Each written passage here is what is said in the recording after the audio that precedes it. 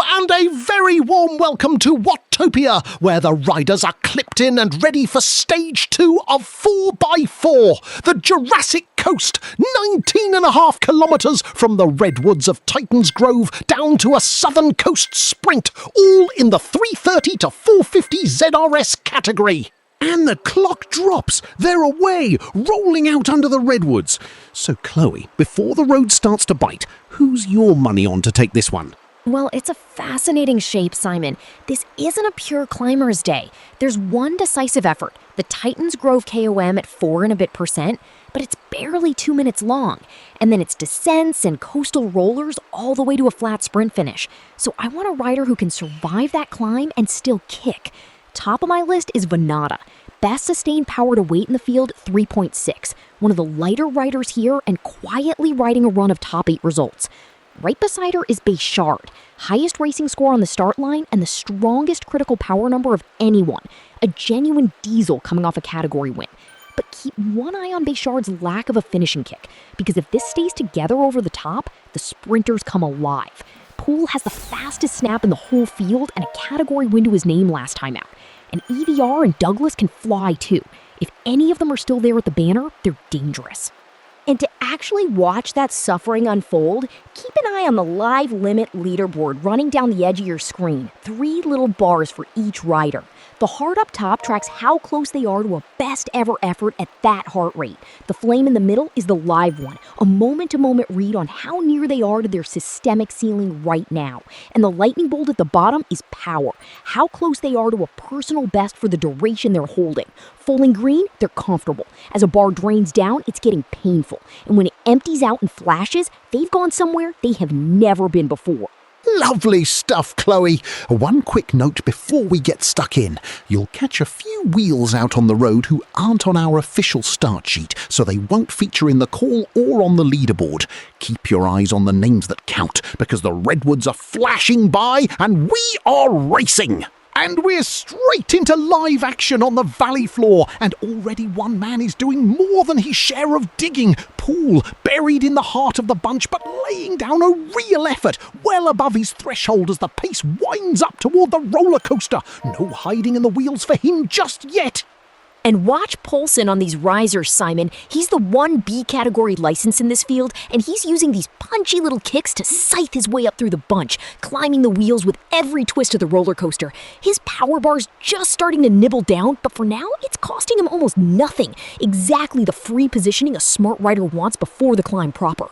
And there's Poole again, still very much in the engine room, holding a strong tempo over the crest of another riser. He's not letting that early effort relent, riding at the front edge of his comfort as the roller coaster keeps twisting upward through the redwoods. And Polson is still pressing, refusing to sit up. But now the receipts are landing, Chloe. That flame bar of his is draining, the heart rate ticking up with it. The free positioning is over. Every wheel he gains up here is starting to cost him real currency. And there's a sharp one, Simon. Béchard, my pick, suddenly lighting up the pedals and surging forward off the back of the group. A real injection of pace from the diesel, jumping onto the wheels ahead. He's got no heart rate trace for us to read, so we're flying blind on his ceiling. But that's the highest rated rider in the race stamping on it. And the road kicks up viciously here, better than 5%, and it's Misfit hammering over the top of it. The biggest man in the race throwing down a monstrous slug of power, and his flame bar has gone from green to a deep, draining red in a heartbeat. That is the single hardest effort we've seen all race, Chloe. And as the road tips into that little redwood dip, DrewB seizes it, Simon. A quick acceleration to use the free speed and jump back up onto the wheels in front. That's the cleverest Watt in cycling. Kick where gravity helps you, and you close ground for next to nothing. So let's take stock as they grind toward the top of the roller coaster, Simon. All that early aggression has actually prized one rider off the front. Misfit, the big man, has forced a small gap, but read his bars and it's alarming. His flame and his power both deep in the red. A heavyweight burning matches he'll desperately want back. Behind him, the bunch has sensibly let him go. And crucially, my 2 favorites are sitting pretty in there. Vanatta and Béchard, bars still healthy, doing nothing they don't have to. And that matters because the real test, the KOM proper at over 4%, is barely a kilometer up the road. That's the page that counts. And look at this! Valle! The Chilean has the bit between his teeth on this riser, and his lightning bolt has emptied right out and started to flash. That is a brand new power best, Chloe. He is laying down more sustained wattage than he has ever produced, digging into completely uncharted territory to hold this wheel. Yeah, righto, and I'm right up the road with him, Simon, because this is special. Misfit's gone clear off the front on his own, and he is absolutely empty in the tank to do it. Every single bar on his board he's flashing at once. He's gone past his systemic ceiling, set a new power best, and the numbers reckon he's producing more watts than he's even got left in the locker. That's a big unit doing something he's never done before. Brilliant to watch, but you cannot hold that, fellas, not for long. And it's DrewB who answers, flinging himself at the steepest pitch of the roller coaster yet, very nearly 6%, a real surge that's lighting his power bar up amber. He's draining his reserves to stay glued to the front of this bunch as they near the crest. And another of the big units is into the red now, Simon. Gross, toward the back of the bunch, grinding out over 300 watts just to keep contact. His heart rate bar is the most drained in this group, and that's the tax a heavier rider pays every time this road tilts up. He's holding on, but he's paying full price for it. And bang! Han, one of the lighter men in the field, unleashes a savage little kick over the crest, and his lightning bolt flashes empty. An explosive new power burst from the Korean, the sharpest single jolt of acceleration he has ever produced, firing himself up the inside as the road tips into the dip. And just for a handful of seconds, the road relents, the gradient sighs downhill, and you can almost feel the whole bunch exhale with it. These redwoods have stood here far longer than our sport has even existed, towering, silent, utterly unbothered by the little storm of effort rolling along beneath them. They've seen this calm 1,000 times, and they know what the riders are only just remembering. It's borrowed, every second of it, and the mountain is about to ask for it all back. And right on cue, Simon, here comes Poole. Having sat up and refilled on the dip, he's winding the pace straight back up as the road bends onto the foot of the climb. That's textbook. Recover when it's free, then surge to grab your position just before the gradient bites. He wants to be near the front when this KOM really starts to hurt. And now the KOM proper, and the selection begins. It's UniteTheKingdom up at the sharp end, putting his shoulder into it as the gradient hits 4.5%, over 1,300 watts per kilo of intent, dragging the front of the bunch up through the redwoods. The Briton is making this climb hurt for everyone behind him. But here's my question, Simon. Can he sustain it? UniteTheKingdom is now the lone man on the very front of this group, and he's deep into his reserves to do it, the flame bar draining fast. He's a solid engine, not the biggest in this field, so forcing the tempo himself is a brave gamble. If he overcommits before the summit, he hands the race to the rider sitting patiently on his wheel. And there's the answer. DrewB comes surging up the outside. Right on the steepest ramp of the climb, he's thrown down a huge effort, well over 1.5 times his threshold, scything past wheels and powering up toward the front. The selection is being forged right here, Chloe, and DrewB wants to be on the right side of it. And there's the bill for that early aggression, Simon. Polson is coming undone. He's still pushing well over his threshold, but the group is simply riding away from him. He's slipping off the back and losing ground by the second. That B category license bought him a flashy ride up the roller coaster, but he spent the rent money to do it, and now the climb is collecting. And one of the most experienced heads in this whole race is writing his own headline. Washi! His lightning bolt is flashing empty and his flame bar is a whisker from the ceiling, both at once. This is a sustained power best, the kind that takes minutes of unrelenting effort, and he's setting it while clawing his way up onto the wheels in front, one of the older men in the field showing them all how it's done. Simon, this is off the charts. DrewB has gone past his own ceiling entirely. Every bar on his board is maxed and flashing. A new power best, he's systemic flame pegged at the very top, and crucially, he is now producing more watts than he is supposed to have left in the tank. The numbers said empty, and he found more. That is a rider rewriting what he's physically capable of right at the summit, and he's hit the front to do it.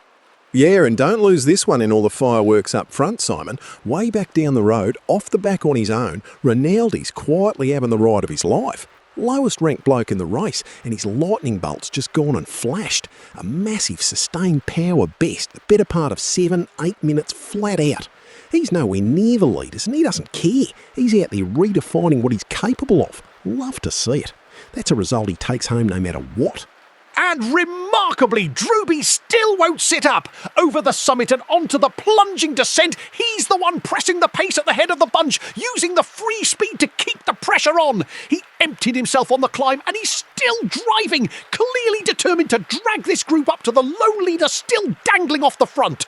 Yeah, and he's still out there, Simon, but the picture's changing fast. Misfit's lead is coming down now, the bunch winding him back in on this descent, and the damage is mounting. His power best is stretched to a colossal 10-minute effort, but his heart rate bar has gone deep into the red to pay for it. Well, he's been a hero off the front, but you can see the cracks. This catch feels like a matter of time. So let's read the board on this descent, Simon, because the KOM has told us a lot. The headline, it did not blow the race apart. The lone leader's 11-second cushion is shrinking fast, and behind him there's still a big group of a dozen or more, all back together with their flame bars recovering on the free speed. And crucially, my favorites came through it beautifully. Vanatta, in particular, climbed entirely within herself, the freshest set of bars in that bunch, and Béchard's right there too. The riders who've gone out the back are the ones who overspent. Gross and Rinaldi are adrift now. With only descents and coastal rollers left to a flat finish, this is sliding toward a sprint, and that wakes the fast men right up. And Hans' lightning bolt is flashing once more, Simon, but this one's a very different beast. Not an explosive jab this time, but a long, grinding endurance best. The sheer cumulative cost of holding these wheels for the whole opening third of the race. He's tucked safely in the bunch now, yet the effort to get here has carried him past anything he's done over that kind of duration before. And that's twice now for Valle, Simon. His lightning bolt flashing empty for a second time. Another sustained power best as he kicks for the woodland sprint banner on the descent. He's a rider who spent this entire opening in territory he's never visited, and he just keeps redrawing his own ceiling. The pace in this group has been absolutely relentless. And you can feel the whole character of this race about to change, Chloe. The redwoods are thinning, the road's tipping down toward the sea, and any moment now the bunch will burst out of the forest's deep shade and onto Watopia's southern coast, trading the gloom of the climb for open sky and saltwater rollers. New scenery, new rules. The climbers have had their say, and from here the road starts to belong to the brave and the fast. Brave and fast is a lovely poster, Simon, but the road doesn't read posters. What these next few kilometers actually reward is deeply unglamorous. Recovery. These coastal rollers are barely 1%. There's nowhere to drop anyone, so the whole bunch just sits in the draft and tops the tanks back up. Bravery doesn't refill a flame bar. Sitting third wheel and doing as little as humanly possible does. So your fast men win precisely nothing out here, unless they're patient enough to be boring all the way to the final kilometer. Well, someone clearly didn't get your memo, Chloe, because UniteTheKingdom is on the front again, hammering over this little Sasquatch riser at more than half again his threshold. He simply refuses to sit in. Whether he's trying to bridge across to the leader or just thin the herd, he is the most committed man in this race and the most expensive rider for anyone left in the group. And Vale has to dig deep just to cover it, Simon, his lightning bolt flashing for a third time as he scrambles to hold the wheel over the riser. He's running on a completely rewritten engine now. But that's the cost of this relentless front pace. Every time the road so much as twitches, riders are being stretched to their absolute limit just to stay in contact. And Poole isn't missing the party either. A sharp little surge to hold his place toward the front as the road ramps. Smart from him, Chloe. He knows full well that with a sprint brewing, getting caught dozing at the back of this bunch over a riser is exactly how a fast finisher throws it all away before the race has even really started. And Washi's bolt is flashing yet again, Simon, his second of the day, and the duration just keeps stretching. That's the signature of a race that simply will not ease off. Hold a hard tempo long enough, and the longer duration records start tumbling one after another. For an older rider to be rewriting his deepest endurance numbers this far in is genuinely remarkable. And there it is! DrewB attacks! The most explosive acceleration we have seen from anyone all race. A savage kick off the front of the bunch as the riser crests. He has been the aggressor all day and now he's trying to turn it into daylight. Can he prize this group open on the run to the coast? So here's the picture as they tip down toward the coast, Simon, and it's becoming a real story. That last attack behind got shut straight down, and the moment it did, the bunch sat up and looked at each other. And while they hesitated, the lone leader's gap has actually crept back out to 15-16 seconds. Misfit is genuinely clear now, the only man up the road. And what looked like a doomed gamble suddenly isn't. The favorites are all still here. Vanatta, Béchard, the fast men, but nobody wants to be the one to chase. There's about 10 kilometers of rolling coast left to a flat finish. On paper, the bunch reels him in. But paper needs someone to actually do the work. And right now, nobody's volunteering. Yeah, and I'll tell you exactly what's going on in that bunch, Simon, because I've sat in it 100 times. Everyone's just had a brutal climb, every set of legs is screaming, and not one of them wants to be the mug who tows the whole group up the road while the rest sit on for free. So they all wait. He'll do it, she'll do it, not me. And that little standoff, that bit of stubborn pride right there, is exactly how races get handed away. Someone needs to swallow it and start working, or this one's gone. Ha! Beautifully and brutally put, Robbo. And there's the cruel comedy of bike racing in a nutshell. A whole group who could comfortably chase one man down, undone not by their legs, but by their arithmetic. Every one of them waiting for somebody else to spend first. The sea's in sight now, the road flattening out, and that hesitation is currency the man up front is spending very, very gladly. And now it's gone to a whole new level, Simon. Misfit's heart rate bar has just hit the absolute ceiling. That's the lot now. Every single system pegged in the red. A brand new cardiac best on top of everything else. And here's the staggering part. He's still got 16 seconds. He is hanging the entire race off a heartbeat that physically cannot go any harder. It's heroic, it's borderline reckless, and it surely can't last, but my word, he's making them work for it. And there's a hard physiological truth buried in that board, Simon. When every bar is pegged at once, there's no reserve left to answer with. A rider in that state can hold a steady effort through sheer bloody-mindedness. But the very instant the pace behind genuinely lifts, there is simply nothing left to cover it. Full red isn't strength. It's a countdown. A countdown! And that, ladies and gentlemen, is why I keep her around. I bring the poetry, Chloe brings the guillotine, and somewhere between the two you get the truth. Though I'll note for the record that was about the most lyrical thing you've ever said on this broadcast. Don't worry, your secret's safe with me. It wasn't lyricism, Simon. It was thermodynamics. A closed system running out of fuel behaves the same way whether you set it to music or not.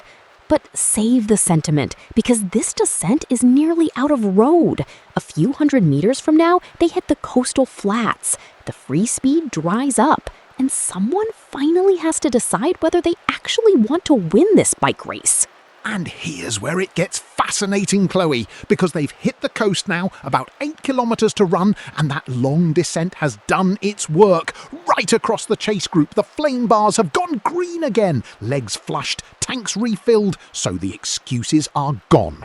Up the road, the lone leader is still 17 seconds clear, but riding on a completely empty board, while behind him sit a dozen fresh riders. Your favourites are poised and recovered, Vanatta and Béchard among them, and the fast men are lurking. Poole looks the freshest set of legs in the whole bunch. The catch is there for the taking. All it needs now is for somebody to light the fuse.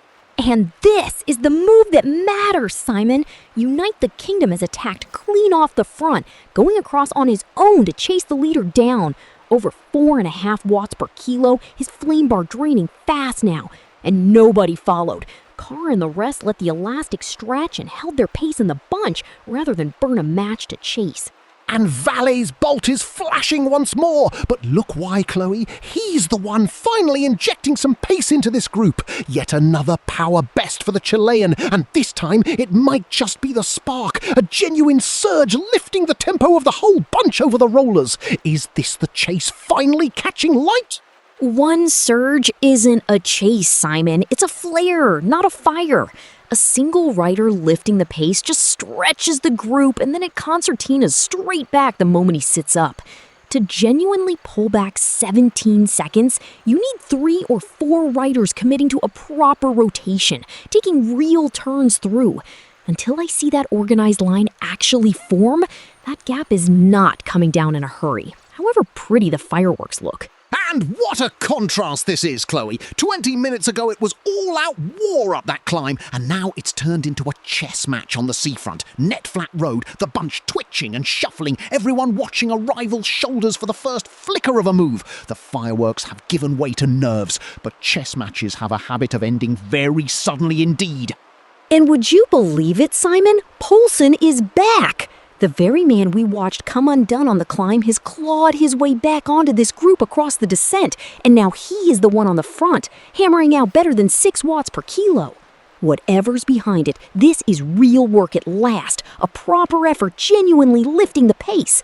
If anyone is going to drag this bunch up to the leader, right now it's him. And if that effort holds, Chloe, this race could come back together with a snap, because once one genuinely strong rider commits on a flat road like this, the gap to a spent leader can collapse frighteningly fast. So eyes up, everyone. We are into the business end of this race now, and the next few kilometres decide whether it's a lone survivor or a charging bunch that arrives at the finish. And this is exactly the trap I warned about, Simon. Polson is pouring himself out, a huge sustained effort, even flashing up a power best of his own in the process. But look at the gap. It is simply not coming down. One rider, however strong, dragging a group that's content to sit on his wheel, cannot claw back a committed leader on his own. He's burying himself for next to nothing and torching the very legs he'll be crying out for at the finish.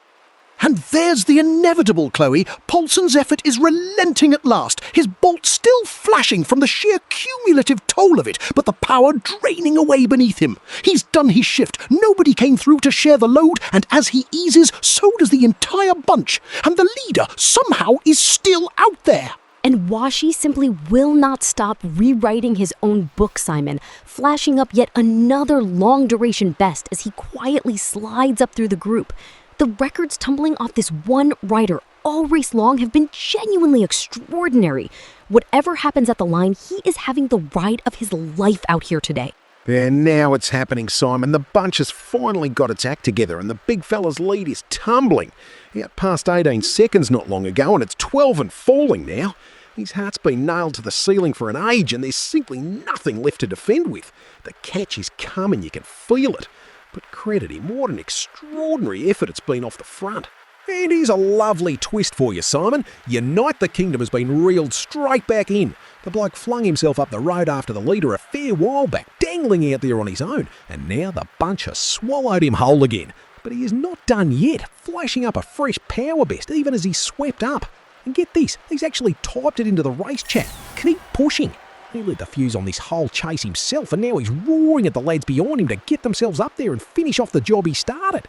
So this is the shape of it, with about 4.5 kilometres to run, Chloe, and the picture has transformed. That lone lead has been slashed to under 8 seconds, and it is plummeting. The bunch has finally committed, and the leader is a sitting duck now. Behind, the relentless pace has just spat Valle and Hahn out the back of the group, both paying at last for those heroic early efforts. So it is a charging bunch of a dozen bearing down on one exhausted man, a short, sharp coastal kicker dead ahead to launch from, and then the flat run to the line. The fast men are loading up. Poole the freshest, Béchard and Vanatta poised. Hold on, because this is about to ignite. And that's Hahn's race at the front run, Simon. This little riser has finished the job. He's drifting out the back for good now. 7 seconds of drifting, going backwards. But he bows out, flashing one last best of his own. No shame in that at all. He hung on through an absolutely savage race longer than most. Right, back to the business end, fellas, because the catch is nearly on. And even sitting in, DrewB's bolt is flashing once more, Simon. The cumulative toll of a truly aggressive race finally writing itself onto the board. But notice he's tucked in now, conserving, letting others lead over this riser. The man who attacked all day has suddenly turned patient, hoarding whatever's left for the dash to the line. And up ahead, that lead is down to single figures. The catch is seconds away. And on to the dead flat drag now. The lead-out positions being fought for tooth and nail. Shoulders, elbows, everyone scrapping for the right wheel.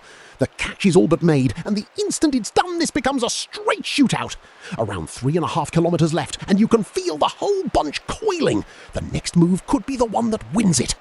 And on a finish this flat, Simon, the physics are unforgiving. No gradient to shelter a weaker sprinter, none to blunt a faster one. It comes down to two things: who saved the most and who's glued to the right wheel when it opens up.